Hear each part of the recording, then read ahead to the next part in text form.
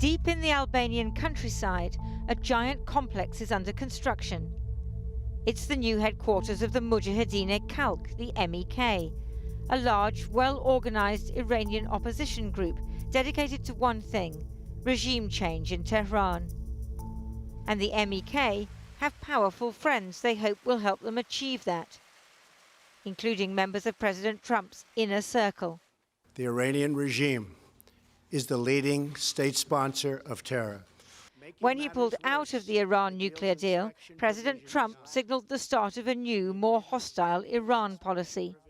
Looking on approvingly, his national security advisor, John Bolton. Thank you very much. Before he assumed office, John Bolton was paid to give speeches at pro-MEK events. Here he is in Albania last year. Delighted that you're all here in Albania. The declared policy of the United States should be regime change in Iran.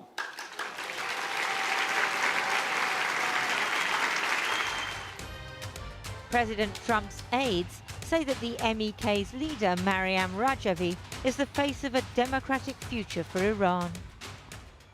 You're the vision for the future. You are the vision for the future of Iran.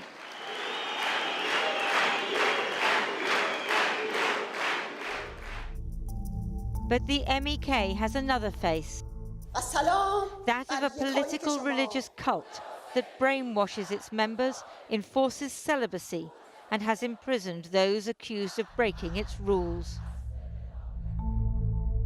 The MEK says the complex is a refugee camp, so I went to take a look. Albanians aren't free to enter, and I'd heard that the 2,500 MEK members inside can only emerge if supervised by commanders. Hello, how are you? We were immediately intercepted by Albanian private security guards. So they're saying we can go no further. We're within a few hundred yards of the Mujahedin al-Khalq camp. But this is Albania. It's hard to understand why we can't go any closer. They're erecting more buildings, expanding the camp. But they didn't want to be filmed or to talk. Hi, how are you? Okay, good? Everything good? I spotted a woman in the classic MEK garb. You are Mujahedin? Yeah, Mujahedin. Okay. At this point, several MEK men appeared from inside the camp and accused us of being Iranian government spies and terrorists. You want to see my... That's my card. That's my card. Press card. The guards attacked our translator and went for the cameraman. So what have they got to hide? Nice to see you. Okay, we still okay. Back in the 1980s, in the Iran-Iraq war, the MEK fought on the side of Saddam Hussein against their own country, so many Iranians saw them as traitors. The Iranian regime then executed thousands of MEK political prisoners.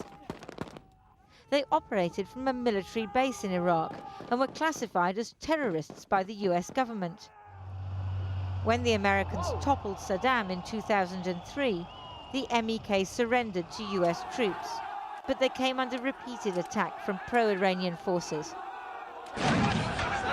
Fearing a massacre, the Americans revoked the MEK's terrorist status and shipped the group off to a poor country which was grateful for US support and wanted to earn more: Albania.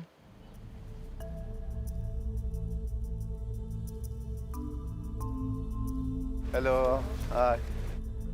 In Tirana, I met a couple who were trying to convince Albanians that the MEK is up to no good in their country. Hello. Mustafa and Mahbube used to be MEK supporters. They've come all the way from Canada in the hope of seeing their daughter Samaya, who they say was kidnapped by the MEK 20 years ago and is being held in the camp. I am not against the Mujahedin.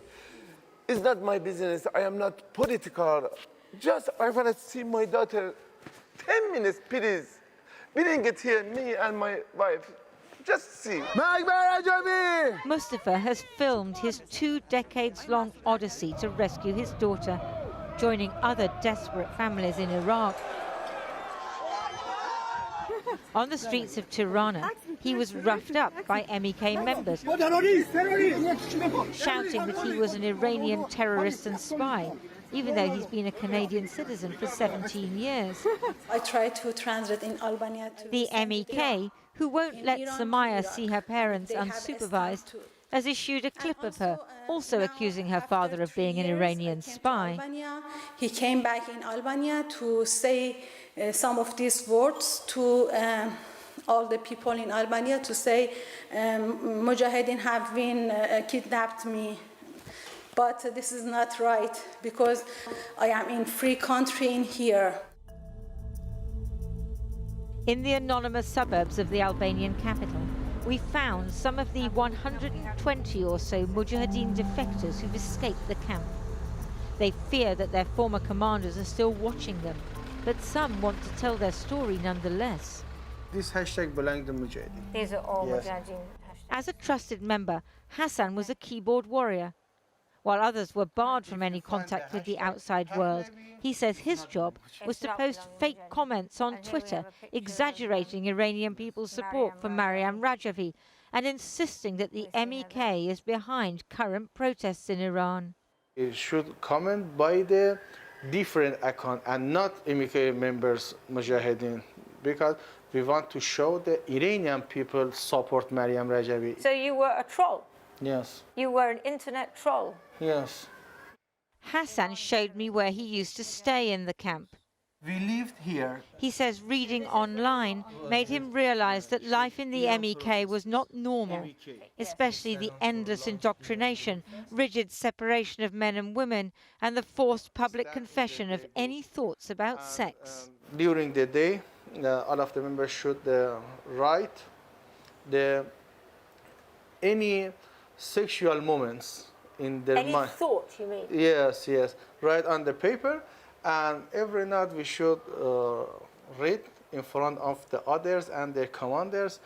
For example, when I wake up, I have a sexual moment, or when I saw a woman or a girl, I have a sexual moment. Or So you have to confess?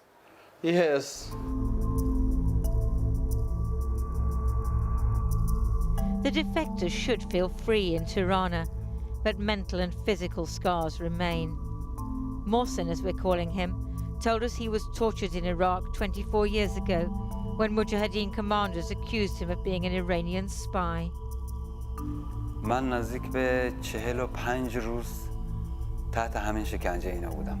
یعنی اینجوری شکنجه میکردن که من بتونم حرف بزنم. It wasn't until he got to Albania that he plucked up the courage to defect. من خودم واقعیت این که اصلا احساس امنیت نمی‌کنم توی این کشور آلبانی. به دلیلی که مجاهدین هستن. می‌خوام سربنیستش کنم. اونا دنبال سربنیست کردن منن. We've obtained a secret Albanian police threat assessment from earlier this year that says the MEK members are deeply indoctrinated, have been part of military structures and participated in acts of war and terror. It continues, in Iraq, some former members of this organization were murdered. There are reasonable suspicions that the situation here is similar to the one in Iraq. Albanian security officials worry that the MEK is building a state within a state. Organizat me rregulla le të themi strikte dhe në rast se del nga korniza e tyre kriminale, ata ekzekutohen vetë nga antarët e vetë brenda vetes. When we contacted the MEK, they accused Channel 4 News of being Iranian government agents, saying no logical person with common sense would expect the Iranian resistance to partake in a program which all signs indicate has been coordinated with the Ministry of Intelligence and Security from the onset. The MEK held its annual jamboree in Paris in June. President Trump's personal lawyer was there as usual. Over the years, he's been paid tens of thousands of dollars to promote the MEK. The mullahs must go, the Ayatollah must go, and it must be replaced by a democratic government which Madam Rajavi represents. Other US politicians were also present. Some are long-standing MEK supporters, but now, for the first time, they can effectively provide a hotline to the Oval Office. Perhaps the MEK's cultish behavior makes it more of a threat to itself than to Iran. In the camp, they're aging, and as they weren't allowed to have children, there's no new generation. On the outskirts of Tirana, we found a bleak graveyard. Identical tombstones for MEK members who died of disease or old age. Martyrs for a cause that has almost no support in Iran, but is nonetheless promoted by paid American politicians. Maybe they believed until the end. Or maybe they didn't dare escape, so they died without seeing their families again, far from home.